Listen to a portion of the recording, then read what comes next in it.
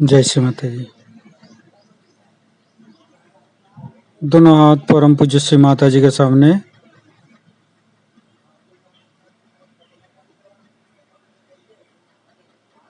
परम पूज्य श्री माता जी, आज का ध्यान आप ही करा लीजिए। कृपा करके हमें ध्यान करने की अनुमति प्रदान कीजिए। परम पूज्य श्री माता जी, सारे विश्व की सभी सहजी की तरफ से आपके श्री चरण कमल पर कोटि कोटि नमन।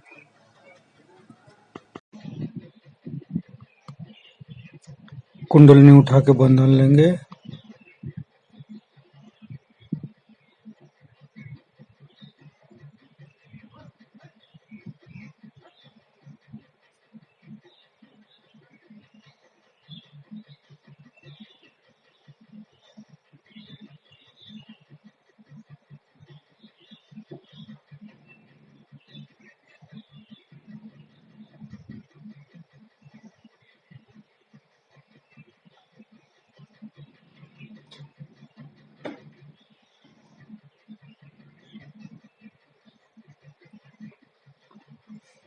तीनों महामंत्र पाठ करेंगे। ओम तमेव साक्षात श्री महालक्ष्मी महासरस्वती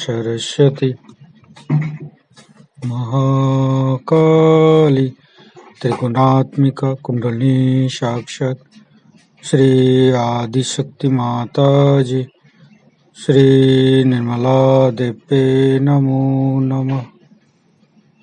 ओम तमेव साक्षात श्री कल्की साक्षात श्री आदिशक्ति माता जी श्री निर्मला देवे नमो नमः। ओम तमेव साक्षात श्री कल्की साक्षात श्री सहस्रार स्वामिनी मोक्ष प्रदायिनी माता जी श्री निर्मला देवे नमो नमः। गणेश मंत्र। ओम तमेव साक्षात श्री गणेश साक्षात श्री आदिशक्ति माता जी श्री निर्मला देवे नमो नमः।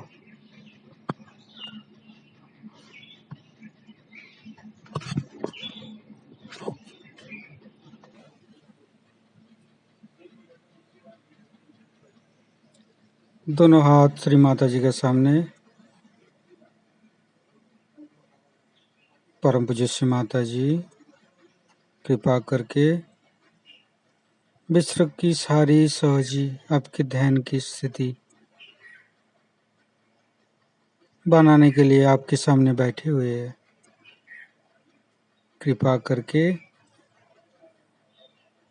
श्री माता जी, आप ध्यान का स्थिति प्रदान कीजिए। श्री माता जी, आप हमको ध्यान की योग्य बनाइए।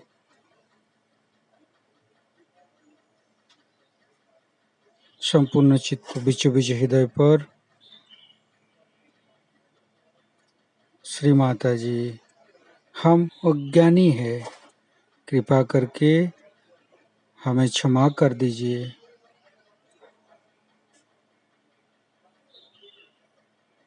परम पूज्य श्री माता जी, कृपा करके आपकी श्री चरण कमल हमारे हृदय पर स्थापित कर दीजिए। परम पूज्य श्री माता जी, आप हमारे हृदय पर आइए और हमें निर्भय कर दीजिए। परम पूज्य श्री माता जी,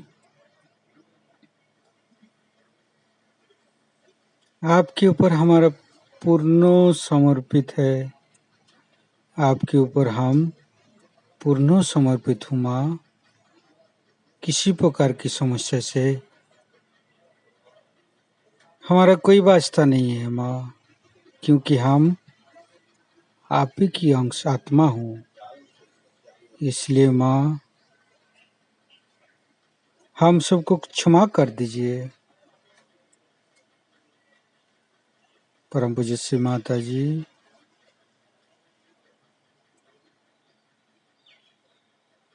हम सबको क्षमा किया, कृपा करके आप भी हमें क्षमा कर दीजिए।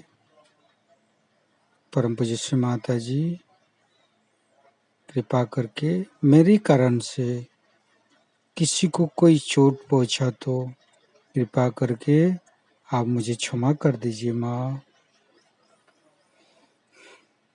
धीरे धीरे अपना चित्त मूलाधार चक्र पर,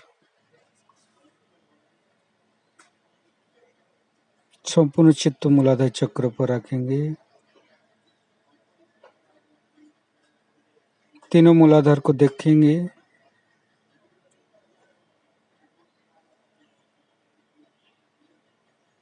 फिर संपूर्ण चित्त तीनों स्वादिष्ठान पर,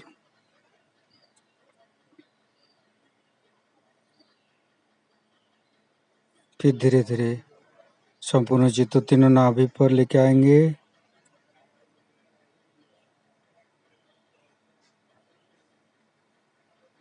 फिर तीनों हृदय पर,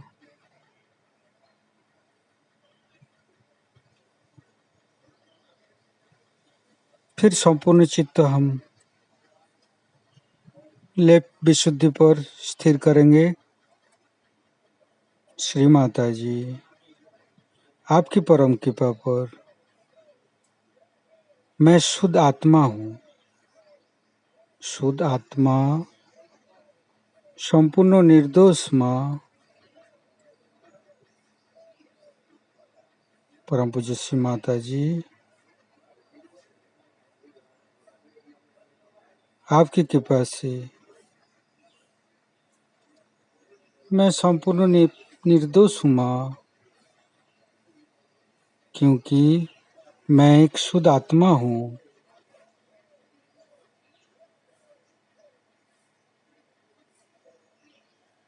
श्री माता जी, कृपा करके हम सभी प्रकार की दोषों से मुक्त कीजिए माँ। परम पूज्य श्री माता जी, कृपा करके हम सभी प्रकार की दोष भावना से मुक्त कीजिए।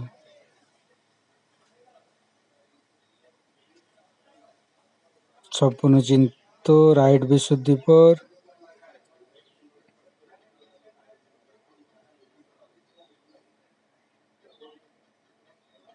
श्री माता जी,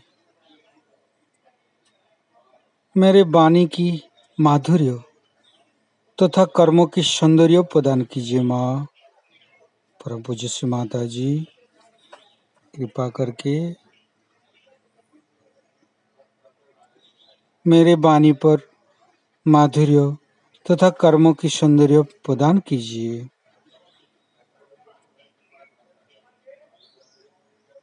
श्री माता जी, हमारे राइट विशुद्धि को शांत कर दीजिए। संपूर्ण चित्त सेंटर विशुद्धि पर,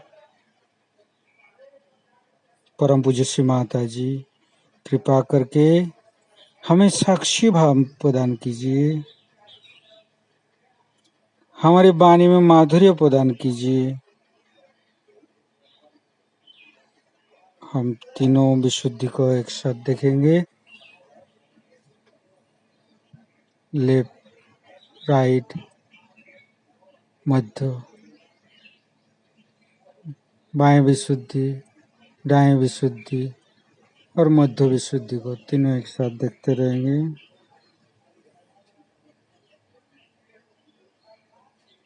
फिर संपूर्ण चित्त को फंड आज्ञा,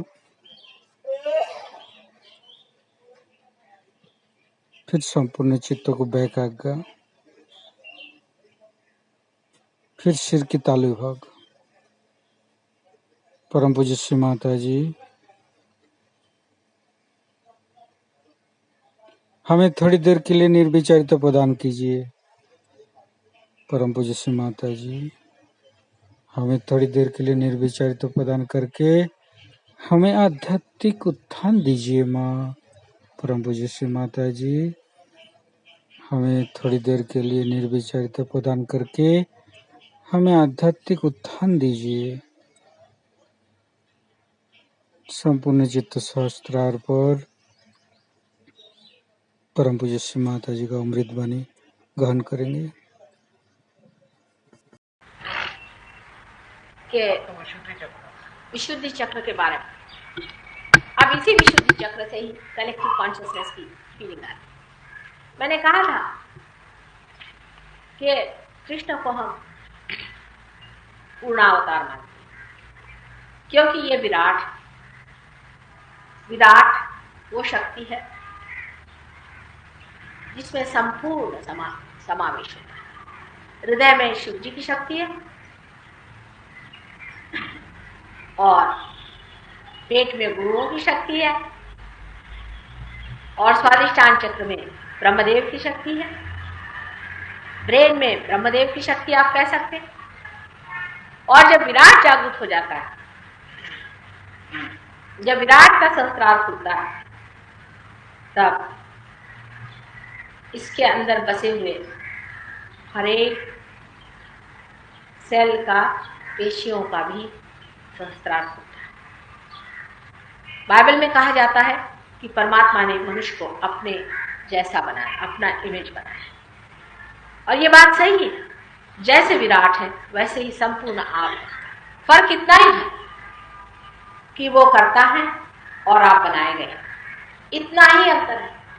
उन्होंने बनाया और आप बनाए हैं। अब वो चाहते हैं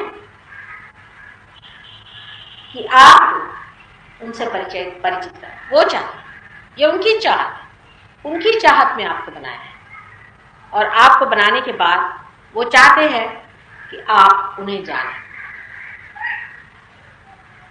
ये उनकी इच्छा है, और जब ये उनकी इच्छा है तो ये होकर रहेगा।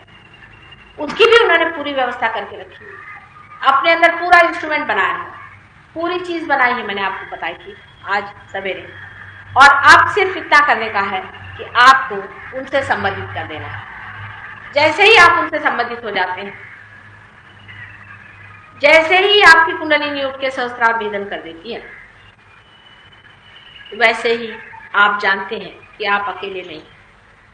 जैसे कि आप लोग अनेक छोटे छोटे, बैठ जाइए, असल में सब लोग डिस्टर्ब होते रहते हैं। आप लोग गिरिए नहीं, जब हम कहना हम कहेंगे तब आप उठिए, हलू ना कर। Don't walk about because they get disturb, you see, just sit at one point. क्योंकि अटेंशन जब डिस्टर्ब हो जाता है ना, तो कुंडलिनी को जो पकड़े हुए हैं हमने, वो फिसल जाता है।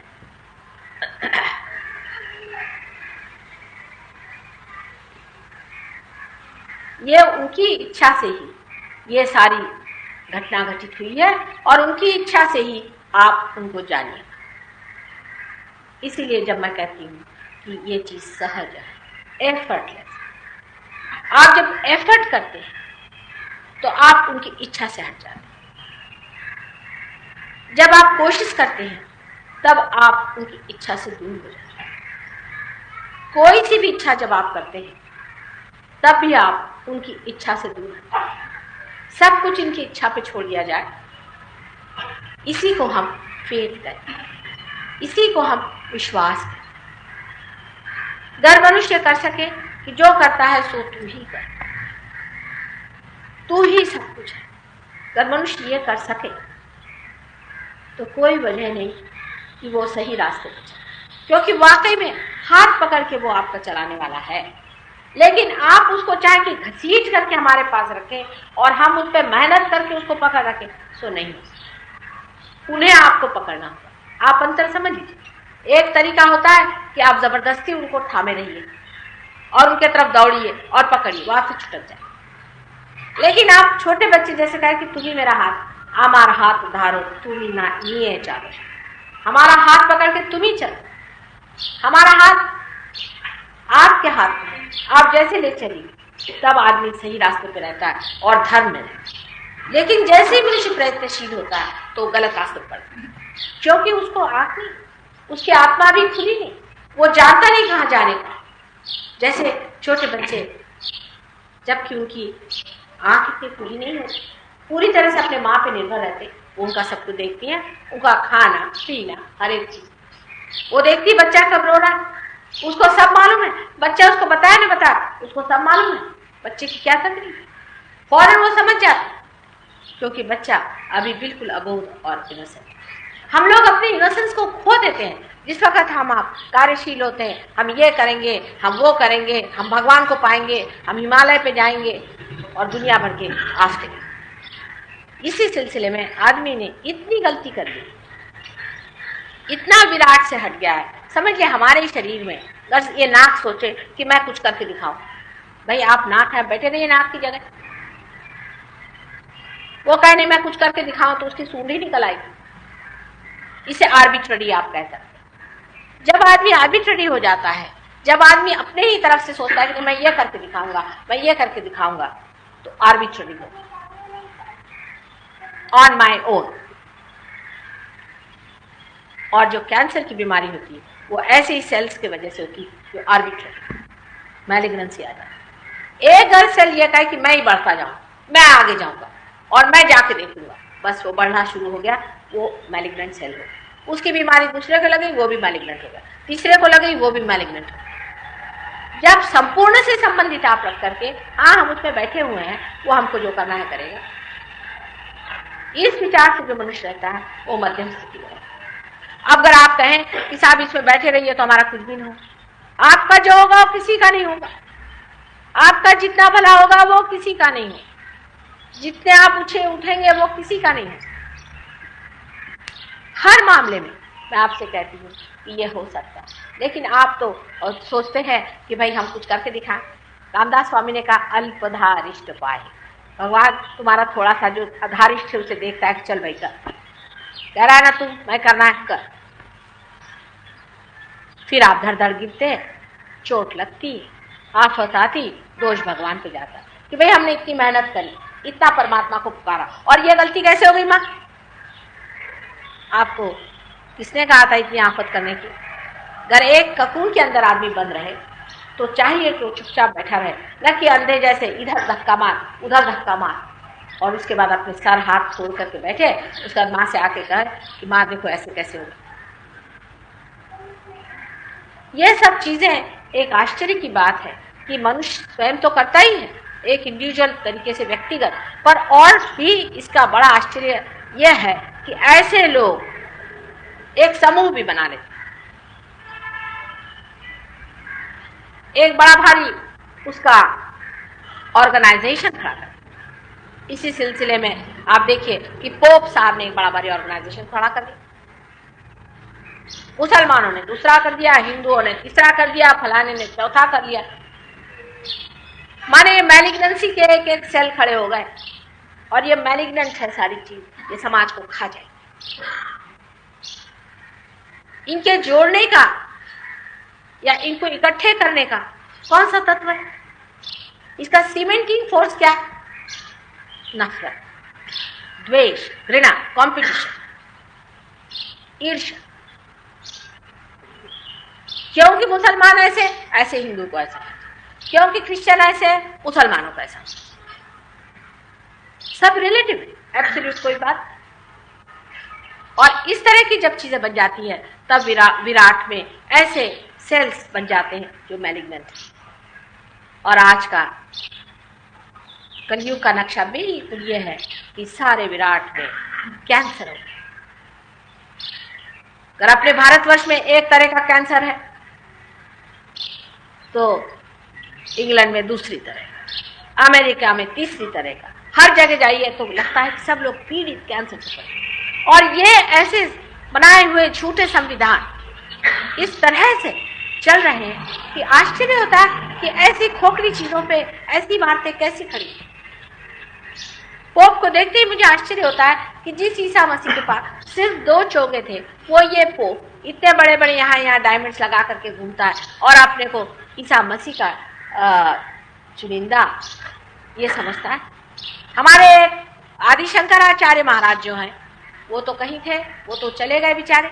और जो आज यहाँ पर बैठे हुए हैं एक शंकराचार्य साहब है, हमने ये सुना लंदन में कि वो अपने सर पे सोने का छत्र बना रहे हैं, इससे से बटुआमन, और उस छत्र में वो एक स्पेशल डायमंड्स लगाने चाहते हैं जो खास करके बाहर से आने वाले।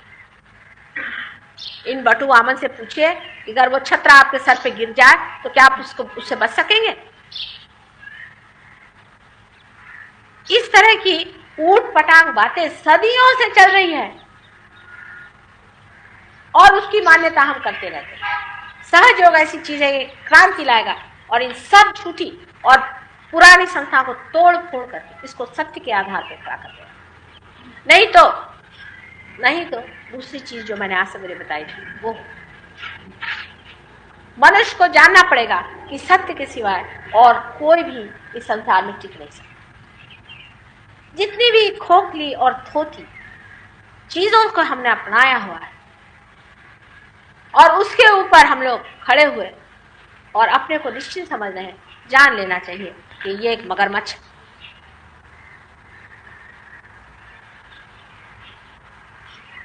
विराट का जो स्थान है, जो विशुद्धि का चक्र है, ये बहुत महत्वपूर्ण मैंने कहा है, क्योंकि मनुष्य ने जब अपनी गर्दन ऊपर उठाई तब वो मनुष्य बना। इस गर्दन की ऊंचाई और इसमें परमात्मा का बहुत बड़ा हाथ है। श्री साक्षात श्री कृष्ण विराट अपने को एक साधारण चरवाहे के रूप में इस संसार में सर्वसामान्य लोगों के लिए एक चरवाहा बनकर संपूर्ण अवतार जो परमात्मा का है वो संसार में आया और उन्होंने मनुष्य से ये कहा कि ये सारा संसार एक लीला है, आप उसके सिर्फ साक्षी। कहाँ आप उलझे हुए हो? ये सब लीला है।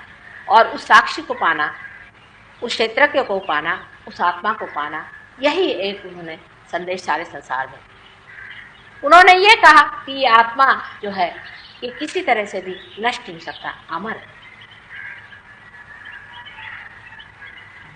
इन कृष्ण के जो विचित्र से चरित्र है जिसके ऊपर लोग बहुत टीका टिप्पणियां करते हैं, जैसे कि उनकी 16,000 पत्नियां थी। उनकी 16,000 पत्नियां, ये 16,000 पत्नियां कौन थी क्या आप जानते? ये इनकी 16,000 शक्तियां थी। आज मेरी शक्तियां इन सहयोगियों के अंदर से बह रही हैं।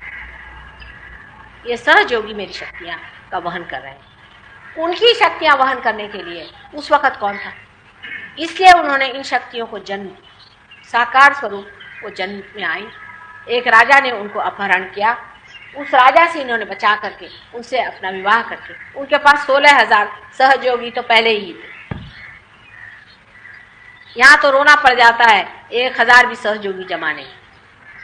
उन्होंने पहले ही अपनी व्यवस्था कर ली कि पहले अपनी शक्तियों को जन्म दे करके ये कार्य।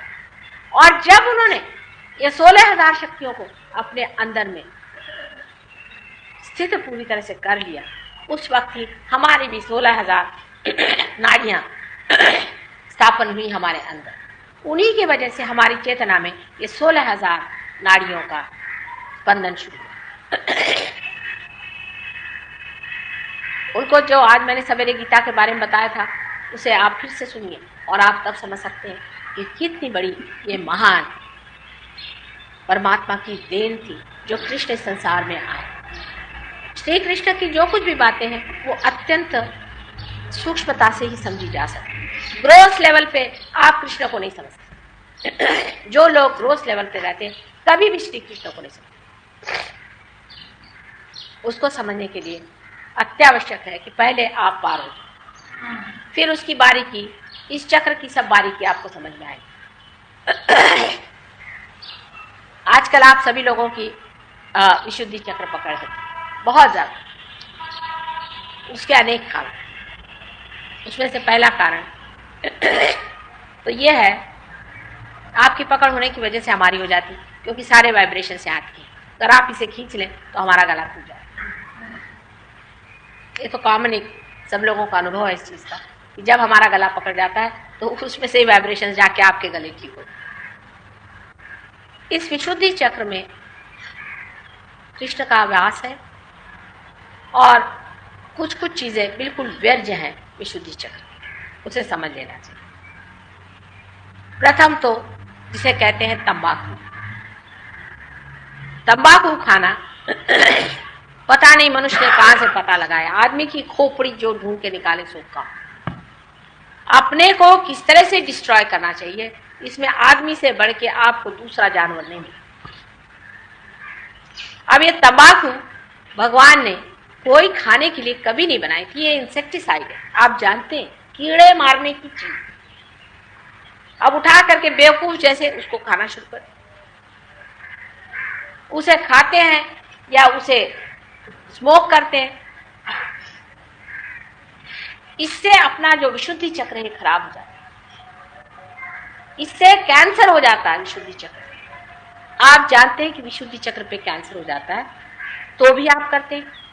लिखा जाता है कि स्मोक करने से आपकी विशुद्धि चक्र खराब हो जाएगा, आपको कैंसर हो जाएगा, और आप जो भी करते हैं अपने रिस्क पे करें, तो भी लोग करते हैं।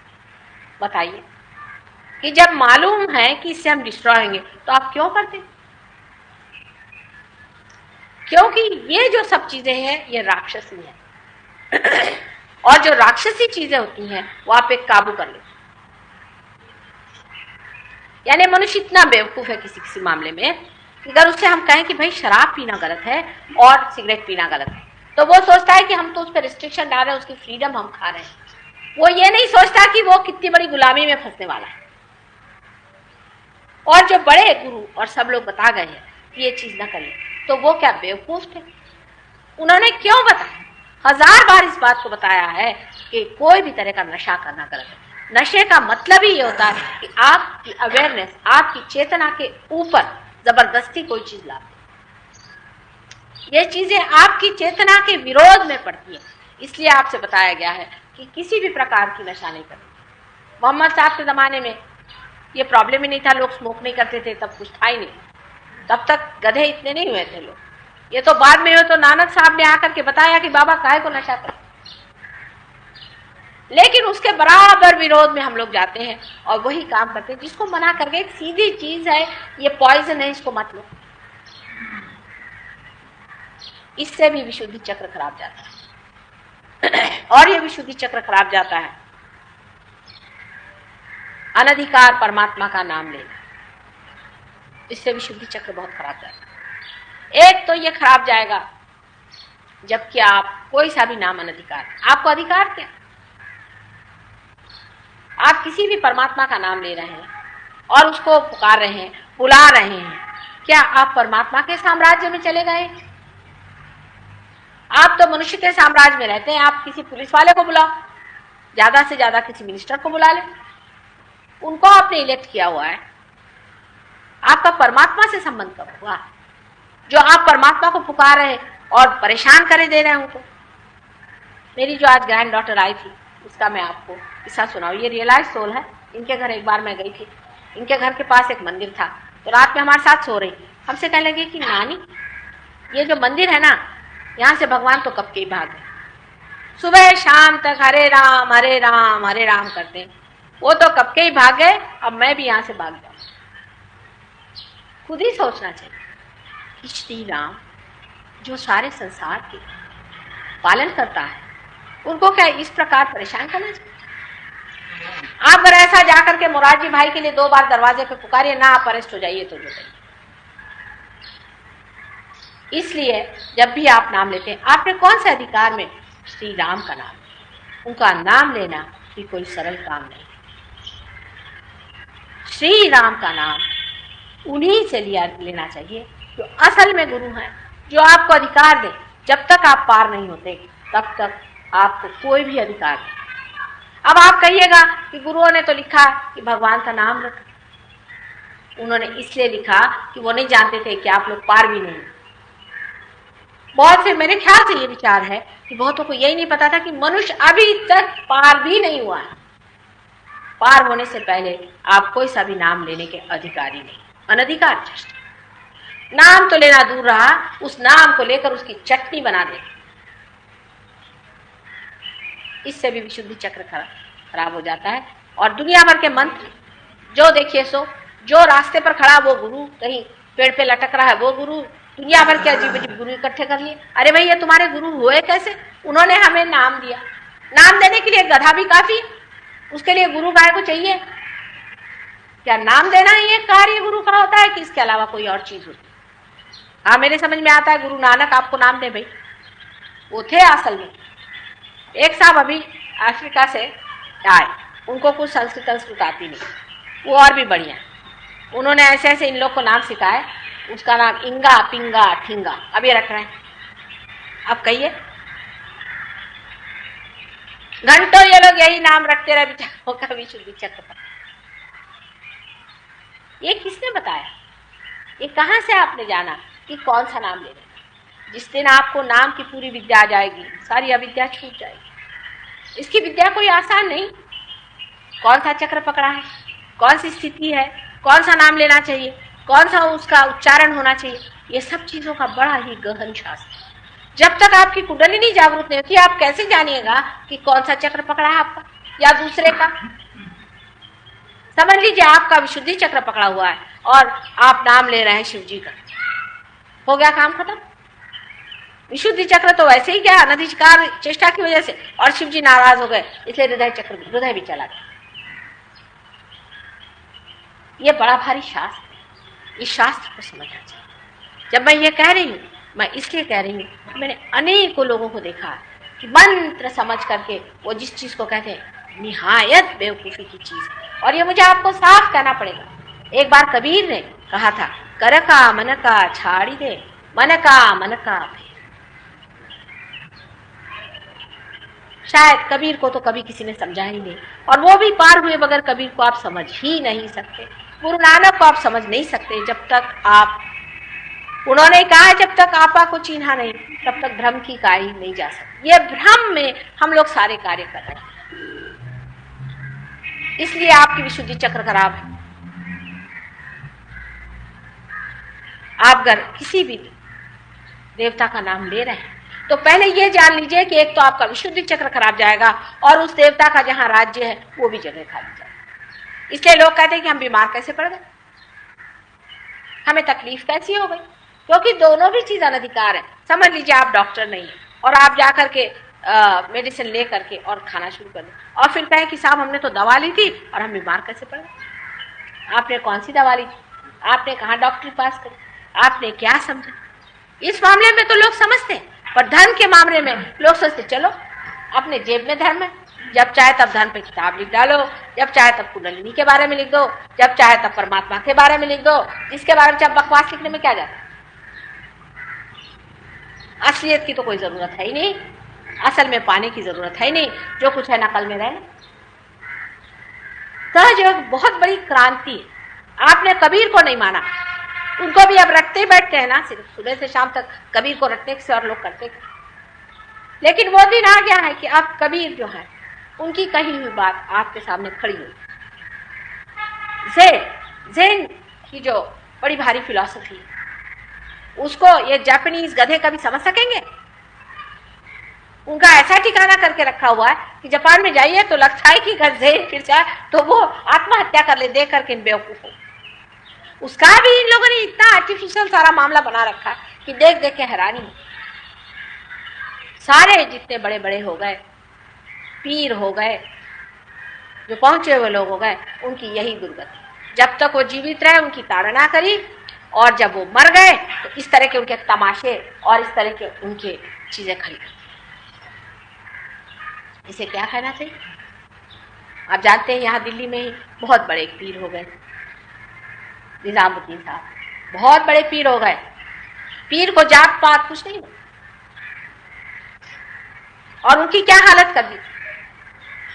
और जब वो मर गए तो अब उनके बारे में लोग जिस तरह की एक चीज खड़ी कर दें, पता नहीं, जो भी चाहे उनका मन खड़ी कर सकते, जो भी चाहे उनके लिए बकवास बना सकते, क्योंकि अब तो वो मर गए।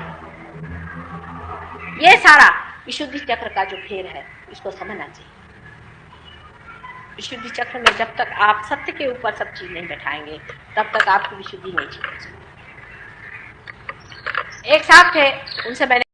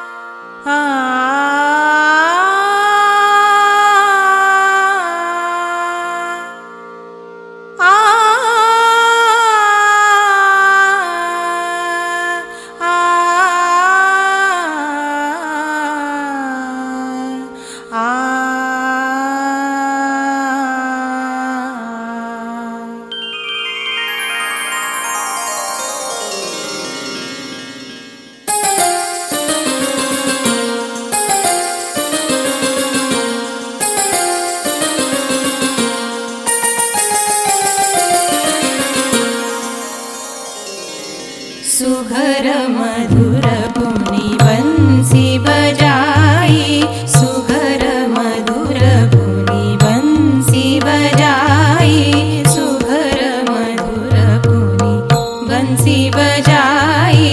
धाम काम त्यजी सब सखी आई, धाम काम त्यजी सब सखी आई, सुघर मधुर पुनि बंसी बजाई।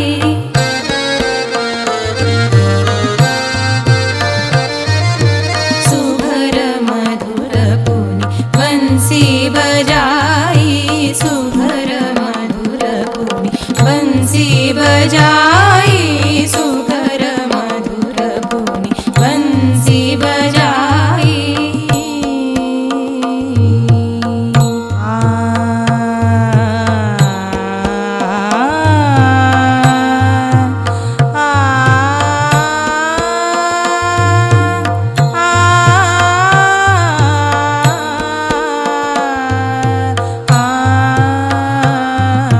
सुघर मधुर पुनि बंसी बजाई, सुघर मधुर पुनि बंसी बजाई, सुघर मधुर पुनि बंसी बजाई, सुघर मधुर पुनि बंसी बजाई।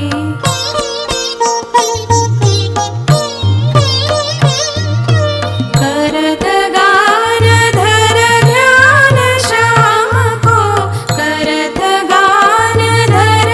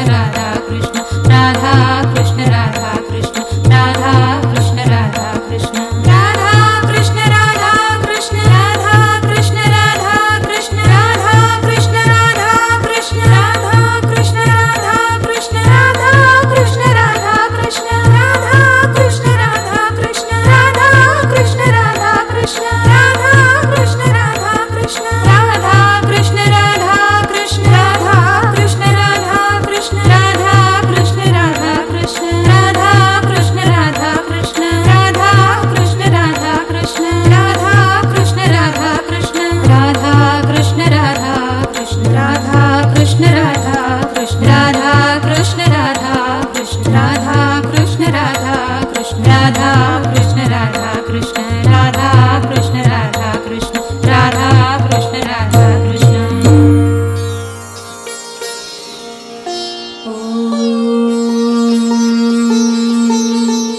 श्री राधा कृष्ण साक्षात् श्री आदिशक्ति